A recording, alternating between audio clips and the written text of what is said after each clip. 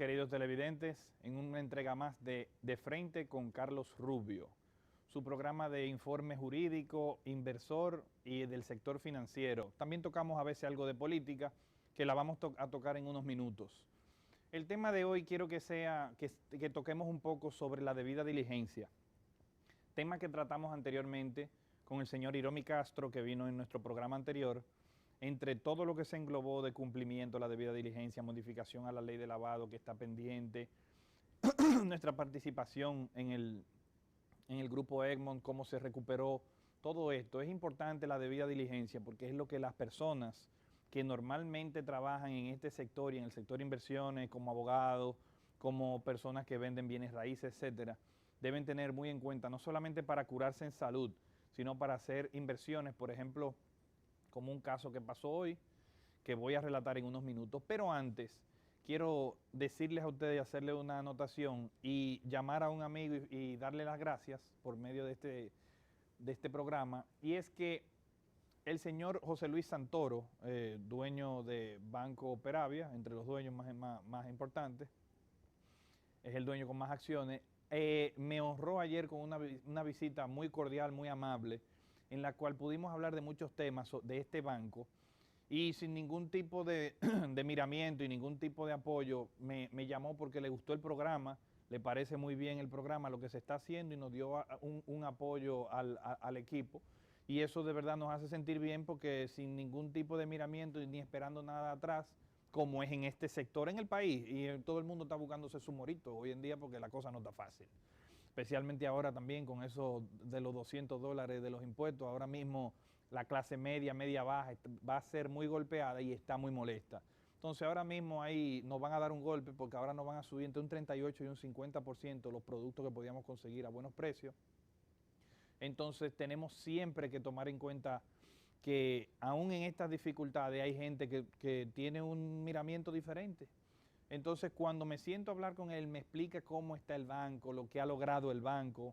De verdad me ha hecho sentir muy bien y mucha seguridad porque hubo un momento en el cual cuando el Banco Micro se vendió y fue absorbido por Banco Peravia, hubo algunas preguntas y eso, pero la verdad es que con un aporte de 5 millones y pico de dólares que han hecho los accionistas en el Banco Peravia, al parecer ha mejorado mucho la proyección de la rentabilidad y las inversiones del banco, lo cual nos alegra y nos satisface porque lo más importante es que el sector bancario en nuestro país se desarrolle para que no solo seamos una empresa de servicios turísticos, sino financieros. Siempre resalto esto, nuestro país no produce lo suficiente, lo único que produce suficiente es para seguir endeudándonos. Y por eso los sectores de servicios tenemos que desarrollarlo porque es una isla, es pequeño, nosotros no tenemos grandes latifundios. Venezuela tiene petróleo, pero también tiene extensión de territorio. Nosotros no tenemos nada de eso. Entonces, de verdad, vemos con muy buenas ganas y le deseamos la mejor de la suerte al Banco Peravia y le agradecemos su apoyo siempre en la persona de José Luis Santoro. Quiero ahora hablar de algo que pasó este jueves, que es algo que personalmente a mí, Carlos Rubio, me alegra, y es la libertad de Luis Álvarez Renta. Sé que muchas personas dicen que no, que por qué tiraron ese caramelito ahora con lo de los $200 para disfrazar esto. Señor, él estaba debido a libertad mucho antes que Ramón Báez Figueroa.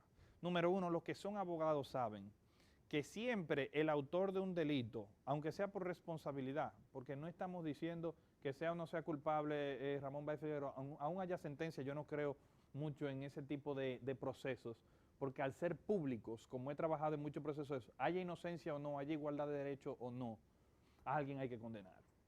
Pero independientemente de eso, Ramón Báez Figueroa en ese proceso fue encontrado culpable, era el presidente del banco, el responsable, eso se llama en materia penal responsabilidad de dominio. Él era responsable de todo lo que pasara en su banco, más sin embargo, ¿cómo va a ser que ahora se libere hace meses a Ramón Báez Figueroa y a una persona que fue condenada accesoriamente, que es Luis Álvarez Renta, entonces se le dé ese trato de seguir en prisión con las condiciones de salud de Álvarez Renta? Porque debemos tomar en cuenta algo, Ramón Báez Figueroa es una persona que le conozco y es de mi agrado, es una persona muy amable y de un trato muy afable. No puedo decir más de ahí porque mi trato no es más profundo, pero sí puedo hablar por Luis Álvarez Renta.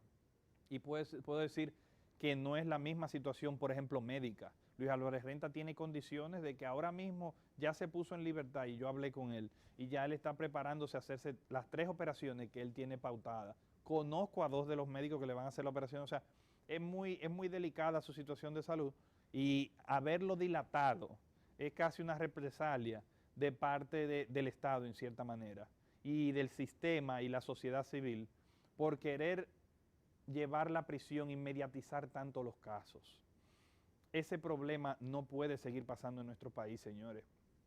En materia de derecho, todos sabemos, y la sociedad eso sí lo sabe, que en el caso Figueroa Agosto, los que fueron condenados, Maripelá y todos ellos, no porque defendí el caso lo digo, la sociedad sabe que ellos no eran un centro de lavado de activos, ellos eran simple y llanamente los muchachos que estaban ahí, uno vendía carros, el otro trabajaba con negocios, la actividad que realiza todo el mundo en la calle, con todo el mundo. Pero alguien tenía que pagar los pecados de algo tan grande y perfecto, se pagó con ellos. No estoy diciendo que alguno sea culpable, inocente, medio culpable o medio inocente, no lo sé. Pero en esos casos, por ejemplo, en ese caso en derecho hubo violaciones que en derecho puro y simple había que soltarlos. Pero claro, si eso pasaba, entonces para la necesidad de una víctima, que es la vendetta, el sistema judicial viene de lo que es la vendetta italiana, la venganza. Suplir la venganza personal por una venganza administrada por el Estado para que haya un orden social, para que la gente no se vuelva agresiva entre ellos y no se pierda un orden social. Entonces, esta venganza que necesitaba el Estado, entonces, si se liberaba a estas personas, iba a recaer directamente sobre los responsables reales, los que de verdad tuvieron en ese esquema tan oscuro y tan tétrico. Entonces no se podía. Hablado con uno de los mismos magistrados cuando yo le presenté un recurso, en una le digo, mire, pero magistrado, ¿usted sabe que en derecho no es? Y me dijo, lamentablemente alguien tiene que pagar y eso es lo que se puede. Así es nuestra sociedad. Entonces, eso que se haya liberado, no debemos tomarlo como un progreso el sistema judicial, porque violadores y asesinos que sí se le agarra con la mano en la masa, hay videos hasta en YouTube y eso de matando gente, 2 meses después están sueltos. Entonces, esos matan a otros, pero cuando matan a alguien de cierta posición política, entonces ahí se jala los cabellos a todo el mundo. Si es de alguien de los medios, ahí se le jala los cabellos a todo el mundo. Pero si no, si mata a otro civil inocente, se le vuelve y se le da libertad. Nunca olvido en la Ortega y Gasset, llegando a la Kennedy, un día voy pasando, me dirigía al centro de médico que está de la Plaza de la Salud a visitar a una persona y cuando me dirijo allá escucho la noticia de un hombre apodado La Guagua. La policía le había ejecutado en un operativo. Cuando dicen, la persona tenía 27 fichas, 7 por homicidio, si mal no recuerdo, 3 por violación, o al revés, 7 de violación y 3 de homicidio, robo agravado, y estaba suelto, pendiente a juicio. Entonces, cuando vemos esto y vemos un enfermo que estuvo en una circunstancia o no, en materia bancaria, donde no es lo mismo, no porque esté en el área, sino porque tú no puedes compararlo, entonces tú no puedes de ninguna manera ser tan fuerte. Por eso la sociedad debe mirarlo con un poco de mejores ojos, que se le haya dado la libertad y que en el espacio de él entonces se le dé prisión a esos atracadores y abusadores que andan en la calle de nuestro país. Ahora mismo en nuestro país la delincuencia ha crecido galopantemente, no solamente por la situación económica, la cual la fluidez y la liquidez en el medio ambiente de trabajo es muy escasa. Es cierto, hay una inflación agresiva por el lavado de activos en nuestro país. Nosotros vemos propiedades que todos los años van minuto a minuto subiendo de precio. Pero claro, usted va a un edificio, ese edificio se vendió entero. Ese edificio tiene 10 pisos de a 2 apartamentos por cada uno, 20 apartamentos. Entonces usted ve que cuando lo están terminando el edificio, ya tiene 14 apartamentos vendidos a $350,000. Un ejemplo. Entonces usted dice, bueno, el que lo construye ya cobró. Lo otro es para beneficio nada más. Entonces él empieza otro proyecto que termina el año que viene. Y lo mismo dicen ellos mismos, y es cierto. ¿Por qué yo voy a venderlo al mismo precio si yo lo vendí todo y ya lo otro es margen antes de terminar la obra? Y es cierto, ese es la oferta y la demanda en el capitalismo. Lo único es que esa demanda es falsa, esa demanda es inyectada para lavado de capitales. Si usted indaga a fondo, se da cuenta que una sola persona tiene 5 de esos apartamentos y los compró en efectivo. Ahí vamos a entrar a la debida diligencia. Pero antes quiero tocar el punto macro. Esa delincuencia creo que en nuestro país debe tomarse en cuenta, y esto lo digo como jurista especial en materia penal, que es lo que siempre ejercí. Ejerzo mi materia de tierra, mi materia de lavado y mi materia de penal principalmente, independientemente de mis asesorías de inversiones, porque es algo que me apasiona, es algo que no puedo decir que me rente igual, porque el sector financiero es mucho más lucrativo, pero la materia penal me gusta porque tú entiendes la criminología y lo que está pasando en la sociedad. Tú ves el trasfondo ahí, de frente y en primera fila. Cuando tú ves esto, te das cuenta que en este país hay que tomar medidas, como se tomaron en Nueva York con Giuliani hace más de 10 años, hace 17 años si mal no recuerdo. ¿Por qué digo esto? Simple. En nuestro país hay que acabar esos embarazos de 12 a 14, 15 años, que las personas terminen por lo menos la escuela secundaria. Esto le da una oportunidad a la persona de poder decidir. Si la mamá tiene hijo a los 12 años, perdón, esta persona no podrá de ninguna manera darle a sus hijos un mejor estatus de vida porque no va a poder estudiar. Imagínense, con 3 hijos a los 17 años, 2 hijos, no es fácil empezar a ir a la escuela. No estoy diciendo que no se puede porque conozco triunfadores que lo han hecho, pero es mucho más difícil. Esto es en esos casos. Entonces los hijos de ellos, ¿qué aprenden? Un hogar que no tiene ni lo básico en educación y trae ese tipo de problemas. No estoy diciendo que no haya moral en ese hogar, pero lamentablemente los recursos que van a ingresar a ese hogar son muy escasos porque la probabilidad es sin título universitario y sin título académico del high school, de la secundaria, es imposible que de manera alguna podamos nosotros tener un punto de vista diferente y que podamos tener un desarrollo social igual, porque no hay suficiente trabajo para nosotros. Si hay 100 profesionales esperando, no se lo van a dar que no se ha graduado ni del colegio. Claro, no es que no se puede, vuelvo y repito. ¿Qué se hizo en el estado de Nueva York para contener esta situación a largo plazo, no a corto plazo? A corto plazo hay que ser agresivo con las autoridades y el sistema judicial debe funcionar, debe ser más efectivo, debe haber más prisiones, lamentablemente, y eso es penoso para la sociedad, y debe haber un cumplimiento más agresivo a ese tipo de delitos. Yo estuve con un amigo, para hacer un paréntesis, que mató a un atracador que le disparó en la marquesina de su casa 4 tiros con su niño en el balcón. Él sacó la pistola y tiró un tiro, le dio en la cadera y le rebotó en la cadera y lo atravesó por adentro y lo mató. El compañero del ladrón se fue y perfecto, no hubo más rencilla. Y esa persona estuvo presa varios días y hubo que llevarlo al proceso, a la medida de coerción y todo eso, pero la fiscalía, toda su intención era dejarlo preso. Entonces a él se le es agresivo y le quería meter 3 meses de prisión. La fiscal del distrito tenía una línea que cuando es homicidio debe pedirse prisión. No todos los casos son genéricos, magistrada. Aunque apoyo su teoría en la persecución de la corrupción, no es cierto que ese tipo de actitud ayuden al país, porque cada caso es específico. Y no me diga usted que debe pedirse prisión contra una persona que se defendió en su casa, con su familia al lado, que recibió 3 tiros que están en la pared, donde él mismo estaba parado y los casquillos quedaron. Y no fueron manipulados por las huellas, se sabe. Entonces, por favor, tenemos que ser más coherentes. Lo que quiero decir, para volver al tema central, es que nuestro país necesita aplicar esa educación, aplicar medidas de prevención de embarazo, preservativos, educar a la sociedad, medicamentos anticonceptivos, facilitárselos o regalárselos el Estado, porque es una inversión menor a lo que tú evitas después. Y con más personal preparado, tú puedes estar seguro que tú podrías tener hasta en las mismas posiciones personas con mucho más capacidad que puedan hacer que el mercado nacional de producción sea mucho mejor en las empresas, en todo. Por eso es que hay que tener un enfoque macro siempre, cuidado, protegido, versado, sobre qué va a ser la política de Estado para controlar la delincuencia. Ahora mismo podemos decir, claro, la situación económica, bueno, pero es que ahora mismo mira cómo está la situación económica, cómo se está afectando.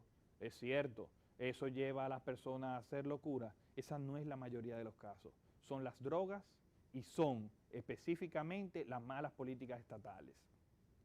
Entonces, claro, hay malos, hay asesinos y hay gente que debe estar presa y si no muerta, muerta también. Yo soy cristiano, pero hay que ser realista. Pero eso no quiere decir que esto no puede cambiarse. No quiere decir que el Estado no tiene una gran parte de la culpa. Claro, no quiere decir tampoco que no se está trabajando en eso, porque el proyecto de Danilo Medina con las escuelas ha mejorado mucho, el 4% ha creado una disponibilidad que ha permitido proyectos a mediano plazo bastante positivos, pero independientemente de eso, no podemos entonces, perdón, a los delitos de cuello blanco, tratarlo con tanta fiereza porque están en la palestra, porque todos los ven, y no, a eso sí hay que darle duro, pero no le dan duro a las personas que cometen este tipo de atrocidades, que se meten en la casa de alguien y lo matan, un sicario. Señores, el Estado, me mandó una foto un querido amigo abogado, doctor José Rafael Ariza, hace unos días, donde pusieron una resolución de la época de Trujillo, cuando decía matar a un asesino 500,000, le pagaban, matar a un violador 500,000. Todo eso, aunque suene monstruoso y yo no lo apoyo porque eso no es un Estado democrático de derecho, eso versa para controlar una circunstancia difícil en la cual un dictador toma a medida más agresiva, pero el Estado puede bien tomar una medida mucho más agresiva ahora mismo en contra de esto. En contra de esto puede tomar medidas mucho más agresivas. Vamos ahora a una pausa y en breve regresamos.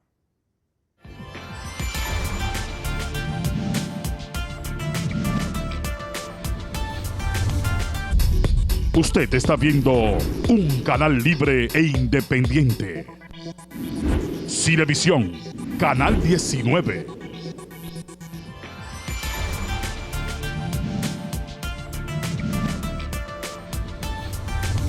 Regresamos con De Frente con Carlos Rubio en esta noche de domingo, que espero que haya tenido un buen fin de semana. Esta semana ha sido cargada de muchas noticias. Y volviendo al tema ya entonces, lo que había dicho en un principio, y es la debida diligencia. Hoy en día es muy importante que las personas sepan qué es la debida diligencia. Señores, pasa mucho que en el sector de inversión, aquí se compran muchas propiedades, aquí se compran inversiones en compañías que tienen propiedades, que tienen negocios, como un mercado de capitales común y corriente, o sea, es un mercado capitalista en el cual aquí todo el mundo hace su negocio igual que fuera. Quiero hacer también una excepción sobre los contratos de opciones que en los tribunales de la República no se están respetando adecuadamente y una persona compra una opción de compra a un precio tal y luego no quieren ejecutársela. Vamos a tocar ese tema un poco más tarde. Sobre la debida diligencia, vamos a lo financiero. ¿Qué ocurre? Que toda la persona que maneja, transfiere dinero de fuera hacia aquí, deposita dinero en un banco, mete el dinero con un sujeto obligado que es banco. Si es una operación legal, tiene otro sujeto obligado que es el abogado. ¿Por qué son sujetos obligados? Porque son personas que tienen lo que se llama gatekeeping, que es la llave de la puerta para el sistema financiero. El abogado hace operaciones, puede manejar dinero y cuentas, entonces con este tipo de actitud, él puede cambiar, documentar, preparar los papeles, ya sea para bien o para mal, para hacer transferencia. Y el sujeto obligado también es el banco, que debe verificar que la procedencia de esos bienes sea completamente limpia. Entonces, ¿qué ocurre muchas veces? Número uno, error que pasa hoy en día. Una persona va a comprar X inmueble y va a transferir un monto de $500,000. El inmueble cuesta 475, más los gastos legales, más qué sé yo qué.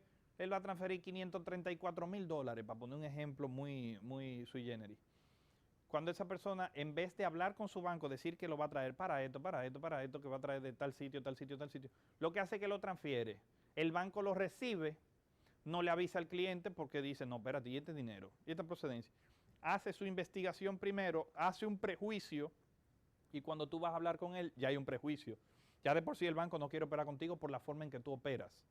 Si le dices una mentira, porque muchas veces la mentira no es por un lavado de activos, ni por hacer un desastre, ni por terrorismo, ni por nada. Es simplemente porque él quiere evitar que la mujer se dé cuenta del negocio que está haciendo, que no se sepa cuántos son los montos porque tiene desconfianza entre las personas que participan en la operación. Muchísimas cosas que no necesariamente son delictuales. Sin embargo, una vez tú le mientes al banco, no le avisaste, no cumple los requisitos, tu transferencia va para atrás y ese banco ya no quiere operar contigo. Aunque la próxima tú le expliques y todo bien, ya hay un resentimiento lógico a operar contigo porque tú no eres una persona confiable. Pocos bancos en el país han tomado la medida de avisar que por el GAFI y todas las medidas hay operaciones que se están supervisando. El único banco que lo ha hecho en este país se llama Banco Popular, que lo ha hecho muy bien al avisarlo en su página de internet, como que dice claramente que por cumplimiento del GAFI a veces alguna transacción ha habido problemas, pero es cierto y está bien hecho y ellos están en su derecho de hacerlo. Lo bueno es que lo avisen. ¿Por qué es bueno que lo avisen? Para que las personas sepan que no es personal. Porque llegan muchos clientes, no, qué sé yo, no es personal, caballero. El Estado, hubo unas modificaciones del GAFI que aún no están en la ley. Todos los bancos de nuestro país tienen cuenta en los Estados Unidos de América. El gran liquidador, como dijo en el programa pasado Hiromi Castro, el gran tenedor de cuentas y donde se manejan la mayoría de los capitales, casi un 70%, es Estados Unidos y más para Latinoamérica, me refiero, claro. ¿Qué ocurre con esto? Que todas estas operaciones en Estados Unidos sí está más estricto. Miren que ahora mismo hay la operación Choke Point, como que se está peleando en el Senado porque le quieren cerrar la cuenta hasta los servicios de conocerse por internet y eso, de que no le abran cuenta. Cosa ya que es un poco exagerada, pero así es que ellos están. Entonces ellos lo hacen para cuidarse, para que no le cierren la cuenta de corresponsalía si hay un escándalo. Los casinos en nuestro país casi no están teniendo cuentas ni le abren por el hecho de que no hay una debida diligencia por parte de los casinos. México hizo una legislación de una manera específica para apoyar los casinos, pero para que tengan un nivel de cumplimiento. En Estados Unidos más de $1,000 en un casino debe tener una debida diligencia. Eso ya no es de que los $10,000, bueno, los $10,000 es si tú vas a hacer una transferencia, si tú vas a depositar en el banco específicamente, que no son solo esos $10,000, porque la gente cree que va a estructurar pitufiando $5,000, después la semana que viene 6 y ya pasaste los 10,000 y después depositas 5. Los software de los bancos ya están, que aunque el personal no se dé cuenta del depósito, hay una alerta roja por el hecho de que esa persona sin actividad o con tal actividad está pasando de los $10,000 con diferentes depósitos y te hacen una debida diligencia. Entonces, si no cumplen los bancos de aquí, aunque la legislación no esté tan agresiva, se está modificando, ellos automáticamente le cierran la cuenta de fuera y es lo que ellos, un banco sin cuenta en los Estados Unidos de América, en la República Dominicana, tiene un mercadito pequeño de personas de aquí, más nada. O es una financiera, una corporación de crédito, pero no es un banco operante, poderoso que puede hacer negocios grandes verdaderamente. Entonces, cuando tú te ves bajo estas circunstancias, tú aplicas la norma agresivamente para todas las personas y tiene todo el sentido del mundo, porque ellos tienen que curarse salud de una manera u otra. Entonces, viendo esto ya más claramente cómo funcionan los bancos y tocando el tema ese, siempre $10,000, pero no es que tú vas a estar pitufiando, que vas a estar haciendo depósitos, los bancos se dan cuenta. Entonces, por eso todas esas transferencias tienen problemas. La transparencia es la necesidad de los bancos, no por la regulación dominicana, por la regulación norteamericana.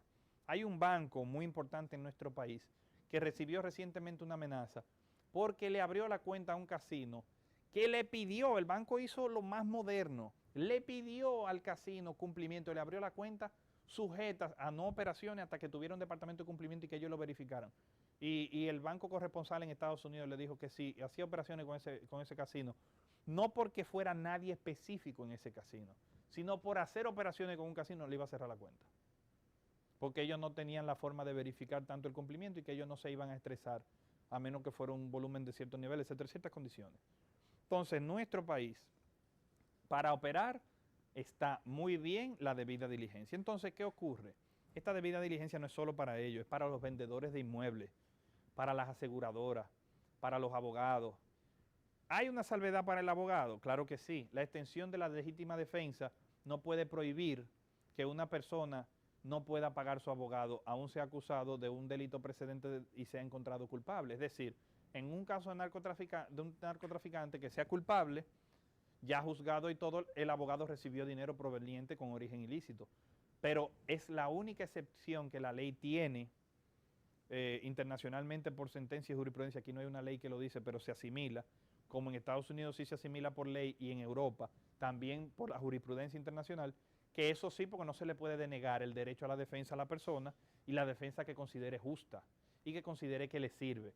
Entonces no se puede, por ningún concepto, no aceptarse ese dinero y ese dinero no se considera lavado de activos. Pero es la única excepción. La ley nuestra en materia de lavado dice que el abogado, si hace funciones como financieras y no legales, está obligado a no tener la protección de abogado, privilegio de abogado cliente. Eso es algo que debe tomarse en cuenta. También debe tomarse en cuenta que las personas que venden bienes inmuebles deben hacer una debida diligencia de su cliente. Y ya la debida diligencia no es la de antes, señores, ¿eh? No es que tú vas a agarrar una copia de su cédula, como vi a un abogado en los tribunales de la República decir en el caso de un caso de lavado, que había trabajado con un cliente. No es que usted le sacó una copia a la cédula y lo chequeó en data crédito. Es usted chequearnos antecedentes penales, ir a Interpol o a Meripol, que son instituciones que están trabajando y le pueden decir a usted si hay algún problema internacional activo. Si hay una investigación y no se lo revelan, pero usted pidió la solicitud, usted se curó en salud. Interpol no le va a decir ni a Meripol si hay una investigación, pero sí le va a decir si hay algo ya concreto o no. Usted se cura en salud. Ahora la debida diligencia extensiva, ya por ejemplo en un caso que alguien va a recibir 500,000 y pico de dólares en efectivo por un inmueble que no ha pasado por banco, usted tiene que hacerle una extensiva a esa persona. Y extensiva es que usted debe conocer los clientes de su cliente para saber exactamente la procedencia y si hay un beneficiario real después de él, si él no está siendo el testaferro de otra persona. Eso es hoy, eso es ahora, ese es el presente y esa es la realidad. ¿Qué quiero decir con esto? Que ahora mismo muchas personas todavía siguen con esa mala práctica y por eso los bancos le están cerrando cuentas, no le están permitiendo transferencias, le devuelven transferencias, lo que ha afectado un poco el mercado inmobiliario y el mercado y ciertos aspectos del mercado financiero en estos días por la situación que se ha dado con esto.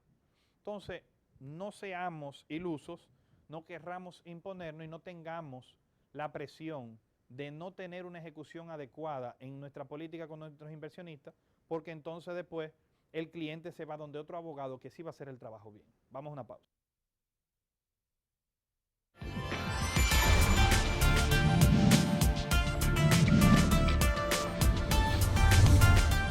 El calor y todas las formas de combatirlo usan electricidad. Combátelo con prudencia y evita el aumento de tu factura eléctrica. Regula el termostato del aire acondicionado entre 23 y 25 grados y apágalo si no vas a estar en la habitación. Nunca dejes el abanico encendido si no lo vas a usar. Evita mantener la nevera abierta sin necesidad. Planifícate a la hora de lavar y junta cierta cantidad de ropa para un solo planchado. Controla el uso del calentador de agua. Ahorra energía y no calientes tu factura. Para más consejos sobre ahorro de energía, visita cdee.gov.do. Corporación Dominicana de Empresas Eléctricas Estatales, trabajando hacia la solución definitiva. Buenas, queridos televidentes. Vamos ahora también a tocar el tema para ir avanzando todo lo que es la base de lo que es ahora el sistema financiero, de cómo se debe operar. ¿Por qué también estoy diciendo todo esto? No es solo para los abogados. Es importante que todo el pequeño negociante y negociante medio, que es donde se nutre la economía dominicana, un 50% de las actividades son personas freelance, personas que trabajan aparte, que es la mitad del trabajo en la República. Entonces, ¿qué quiero decir con esto? Que es importante que tengan en cuenta todos estos detalles para cuando hagan negocios. Voy a hablar ahora de la hermosa oportunidad que se le presenta. Hermosa porque a veces puede ser como la planta que es caníbal, que una mosca se posa porque es una flor roja y se tranca y te come. Muchas veces vemos operaciones, no es que no se puede, vemos operaciones que nos cae algo con el Estado. El Estado no es malo para trabajar, el Estado es importante para trabajar y genera mucho empleo y mucho dinero a muchas personas. Y yo lo veo bien que usted trabaje para el Estado. Pero eso no quiere decir que por eso o porque usted tenga relación en el Estado, usted tiene que tener mucho cuidado cuando va a operar con personas políticamente expuestas, lo que llaman en materia de debida diligencia los PEP. En inglés también es PEP porque es Political Exposed Person. Entonces, ¿qué quiero decir con esto? Estas personas que tienen vínculos con un funcionario o son el funcionario, o sea, no directamente porque hay jerarquía de funcionarios, sino funcionarios adjuntos, allegados, que son funcionarios per se, y personas allegadas a estos funcionarios son personas políticamente expuestas. Por ejemplo, una persona que es el canchanchan de un ministro, este canchanchan que maneja, que tiene esto, que lo otro, tiene facilidades de negocios y eso debe supervisarse. Los bancos deben revisar todos esa relación, porque no es verdad, entonces se hace cómplice de corrupción y de lavado de activos, porque tú dirás, bueno, no, de la corrupción no, eso depende. Ahí iríamos al oficial que sepa todo y que sirva, o si no lo sabe, no hacer una debida diligencia y no saber que es un PEP, pero entonces está contribuyendo al lavado de activos, aunque sea de manera no dolosa. O sea, un dolo eventual, bueno, esa persona puede tener, pero no estoy seguro, vamos a hacer negocio con él. No es que no se puede, pero hay que evaluar el riesgo. Parece un departamento de riesgo en todos los bancos para saber esto. No es solo los bancos, yo me refiero a los bancos, pero es las personas también que hacen negocio con estos políticos. Porque si usted sabe que ese dinero viene de una licitación que se hizo ilegalmente, de una forma que usted jaló un favor y que se ganó ese dinero por eso, ese dinero tiene un origen ilícito, por lo tanto es lavado de activos. Entonces tú dirás, bueno, ese delito de corrupción en ese caso no es penado en la República Dominicana. Bueno, está bien, algunos casos no, es cierto, algunos sí. Pero si ese dinero toca Estados Unidos y se hace transformación allá, el delito precedente se toma en cuenta que aunque no haya sido cometido allá, porque el lavado de activos toma en cuenta el delito precedente como un elemento constitutivo, pero no es dependiente de la comisión de ese delito. Eso era un delito en otro país, pero aquí en Estados Unidos se comete el lavado. Entonces el delito precedente para nosotros, que es la corrupción, se cumple, porque aquí sí existe el delito de corrupción y allá hubo corrupción para eso. No importa que el delito no sea territorial, el delito precedente. Es importante que lo sepan porque en una situación así también beneficia al revés. Si hay una evasión de impuestos en Estados Unidos que sí es origen ilícito, y es delito precedente de lavado, si la transferencia cae aquí, aquí es que se transforma, no es lavado porque aquí ahora mismo no es delito precedente de lavado, aunque sea así evasión allá, no es delito de lavado aquí porque no, la transformación, el delito precedente aquí no es punible. Esto es importante que lo sepan en materia general. Volviendo al punto, estas personas políticamente expuestas, si ese dinero llega a Estados Unidos, como muchos funcionarios que han sido perseguidos, que tienen dinero en Estados Unidos, muchos de ellos, para que ustedes sepan, sí tienen proceso en los Estados Unidos y tienen todos sus bienes embargados allá. Lo que pasa es que aquí se disfraza y se le pone una manta para que nadie lo sepa. Pero eso es una realidad. Entonces, las personas que aquí hacen operaciones con ellos automáticamente quedan registradas. Los bancos deben supervisar esto y lo hacen. Lo hacen de una manera secreta para supervisarte tus operaciones. Porque lamentablemente ellos no se la van a jugar por una persona que esté haciendo lo indebido. Entonces, las personas políticamente expuestas no son personas que no se puede hacer negocio, repito. Son personas que hay que evaluar el riesgo. Este es otro de los peligros que enfrentan, por ejemplo, pequeños suplidores. Una institución, como pasa en algunas instituciones, paga la comida. Hay en algunas instituciones que al mediodía le dan su arroz con habichuela, carne y eso. Normalmente, eso se hace con un comedor cercano a la institución para que llegue a tiempo y llegue de una vez.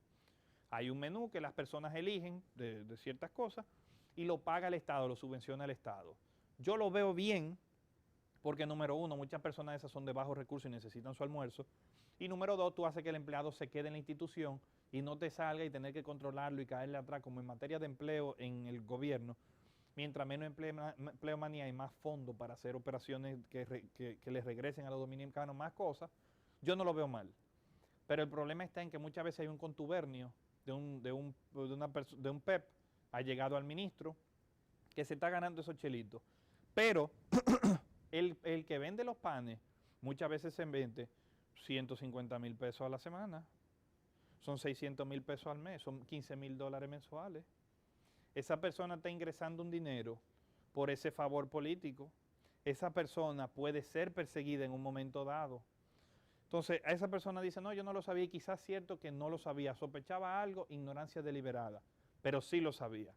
Cuando tú tienes esta circunstancia, es extremadamente delicado porque tú eres responsable y se va a empezar a perseguir todo esto.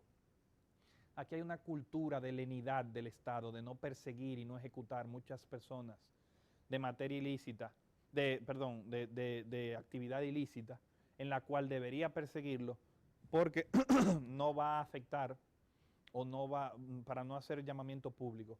Pero el punto radica hoy en día, señores, no se olviden de que ahora mismo es internacional la protección y todos nos estamos jugando con nuestra credibilidad internacional, el riesgo país y que vengan inversiones a la República Dominicana. Nuestro país, la balanza comercial es negativa. Yo no, a mí, por más número que me pongan, yo eso no lo acepto. Aquí no se produce lo suficiente para lo que se consume y lo que se importa. Entonces, ¿qué es lo que quiero decir con esto? Nuestro país necesita más ingresos, lo necesitamos nosotros los dominicanos. Por eso es que tenemos que estar arriba de esto.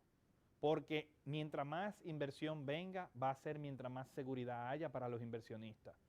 ¿Por qué? Como dice un dicho, si un banco americano, yo que trabajo con bancos americanos y estoy asociado a una banca de inversión allá, ¿por qué una persona va a tener aquí 2 millones de dólares generando dinero para el pueblo dominicano si me van a pagar casi los mismos intereses en Estados Unidos y yo tengo 10,000 veces más seguridad? No tiene sentido. No tiene sentido.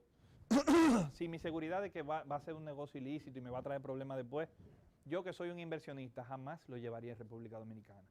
Entonces, esto se ha combatido, las instituciones han trabajado en esto silenciosamente porque es un poco aparatoso y cuando llega a los medios lamentablemente a veces es un poco agresivo y genera problemas al Estado, pero el Estado sí ha estado trabajando en esto, tiene que hacerlo más, pero todo esto se está haciendo, se está caminando y viene peor.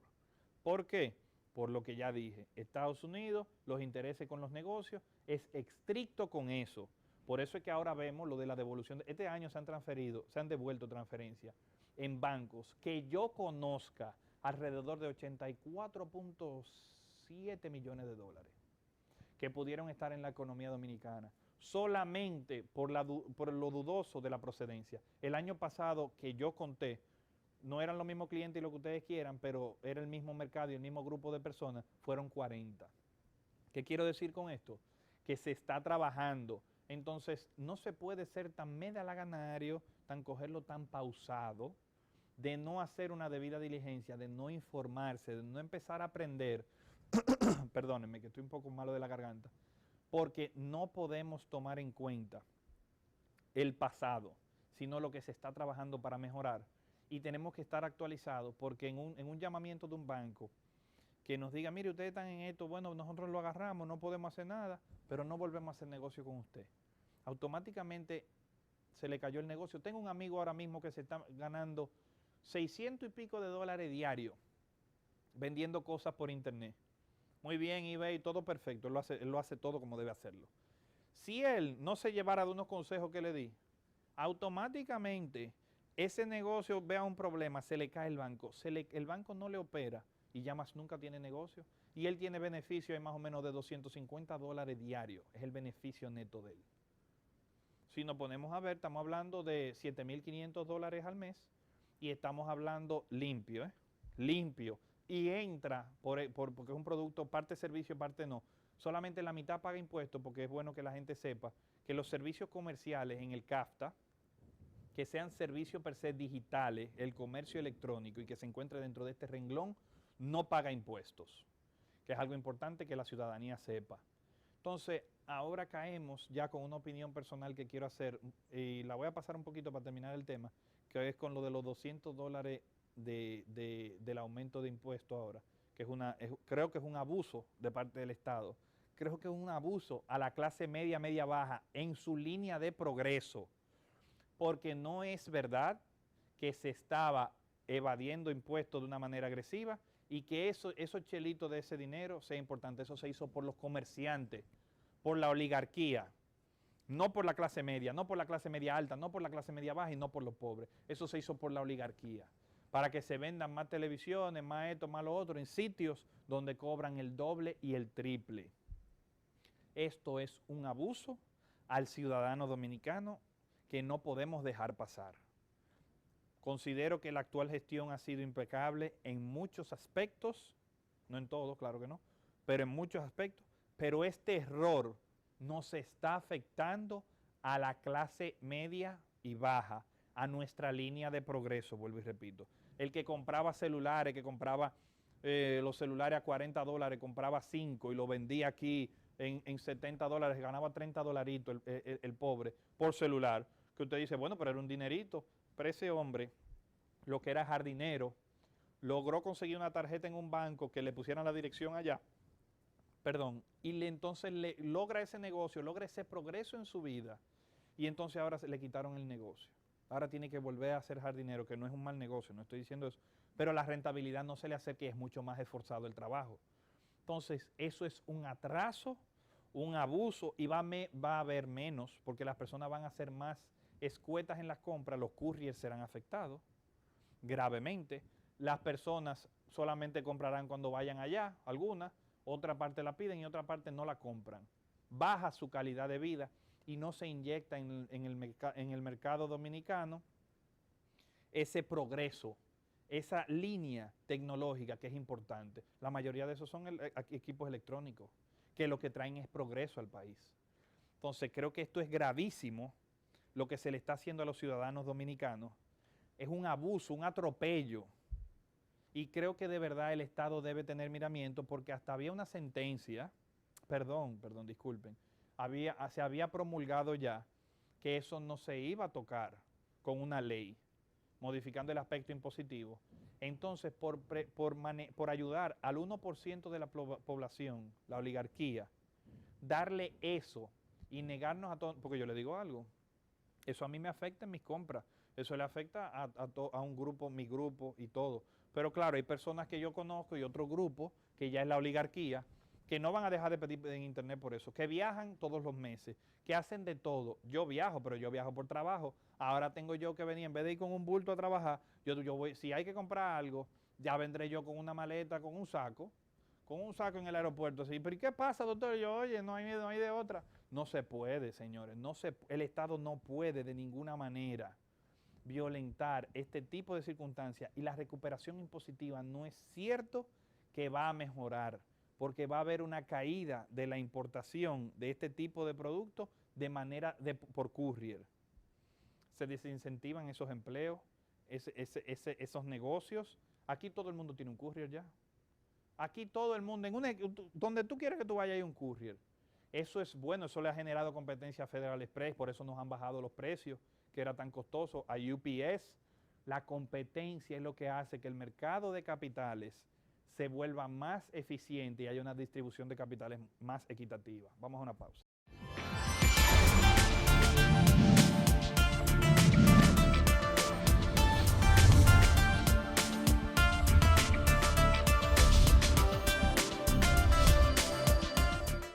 El calor y todas las formas de combatirlo usan electricidad. Combátelo con prudencia y evita el aumento de tu factura eléctrica. Regula el termostato del aire acondicionado entre 23 y 25 grados y apágalo si no vas a estar en la habitación.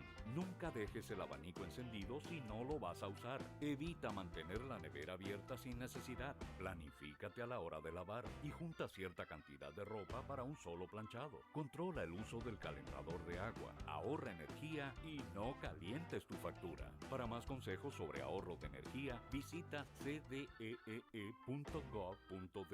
Corporación Dominicana de Empresas Eléctricas Estatales, trabajando hacia la solución definitiva.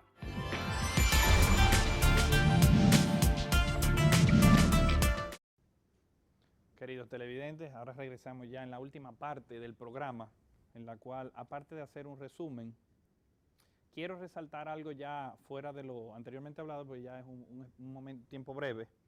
Sí quiero hablar algo muy importante, y es sobre el aspecto que ha tenido ahora mismo y el progreso que se ha visto en la Dirección Nacional de Control de Drogas. No, en la captura y eso, no me meto en eso, porque no estoy siguiendo como antes, que estaba más enfocado en eso, sobre las capturas, los decomisos, etcétera, etcétera. No estoy tan arriba de eso. Digo, los decomisos sí, pero en las incautaciones de droga y eso no manejo tanto el gozo. Pero creo que ha sido importante, un gran paso para esta institución, que sea una persona con el currículum del general Sufrón. Lo conozco, pero no lo estoy haciendo por payola a él, sino por el aspecto intrínseco de que él era financiero. ¿Por qué hago esa salvedad? Porque ahora él ha trabajado en algo que es muy importante. Y es que cuando se agarra un carro con droga, este carro, el Audi ese que agarraron en el centro de ciudad, 900 y pico de mil dólares, todo este tipo de incautaciones, no es solamente el dinero que aparece, no es solamente la droga. Normalmente esas personas o sus allegados directos tienen dinero ya en banco. Algunos casos oscilan los 200,000, 300,000 dólares, a veces 2 millones de pesos, 3 millones de pesos, 10 millones de pesos. Entonces, ¿qué pasaba mucho antes en la DNCD? Que no se pedían esos embargos, no se pedía eso, porque no se tomaba en cuenta, no era, creo yo que no era medalaganariamente, sino simplemente no había ese enfoque. Entonces estaban los bienes ahí y después la misma familia pagaba con ese dinero cualquier cosa, lo sacaban y nadie sabía nada, se utilizaban quizá para más actividad ilícita. Ahora ha habido un aspecto bien eficiente en materia financiera por parte de la DNCD en la cuestión de los embargos de estos bienes. Cuando se ha atrapado personas con capitales así o droga y eso, a todos los parientes se les investiga y cualquier sospecha, depósitos raros que vayan en correlación con parte de la investigación, se pide el embargo, aunque sea de una manera temporal, en lo que se averigua qué está pasando. Porque ese dinero sirve al Estado para evitar una política antidroga, tratamiento de las personas adictas a las drogas, para ayudar equipos para investigaciones, tanto financieros como de action force, de operativo con armas y eso. Todo eso es necesario para combatir el crimen organizado. Este aspecto ha traído una recuperación, no tengo aquí los datos, que es por lo que estoy haciendo esta salvedad, pero se ha recuperado en la gestión de él muchos millones de pesos, mucho, pero como 7, 8 veces más que en la gestión anterior, por ese aspecto solamente, sin tomar en cuenta otros aspectos.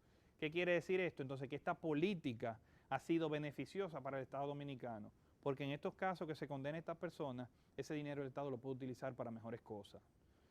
Aplaudo la nominación de esa persona, que ya tiene varios años en esa gestión, aplaudo esa nominación porque ha generado una persona con un currículum que, aparte de ser policía y que sabe lo que es la droga, sabe tráfico, es operativo y todo eso, sabe lo que es el aspecto financiero, lo que ha permitido al país una mayor tranquilidad en ese aspecto. Y hemos visto también que esos casos estrepitosos de narcotráfico, de esa venta de droga que había mucho, se veía en las calles. Yo la llegué a ver hasta en la ciudad en la noche, saliendo con mi esposa de cenar, con personas que vendían flores y te miraban raro y tú sabías que había algo raro. Ya esas personas que están pidiendo y eso, tú no ves esa maldad, esa malicia. Todo eso, señores, son consecuencias de diferentes golpes que se le dan al crimen organizado. El crimen organizado es una empresa mejor organizada porque no responde a nadie, nada más que a una persona con mucho dinero, con una estructura estatal empresarial, en la cual existe una fuerza de ejecución, una fuerza financiera y una fuerza administrativa, que no es lo mismo. Entonces, todo eso cada vez se va optimizando porque el crimen organizado genera mucho dinero. Y todos esos golpes, que no, que el embargo aquí, no, que cógele lo viene aquí, no, que vamos a hacer esto, todos se ven como pequeñas cosas, pero a la larga, a grosso modo, afectan positivamente a la reducción de la delincuencia.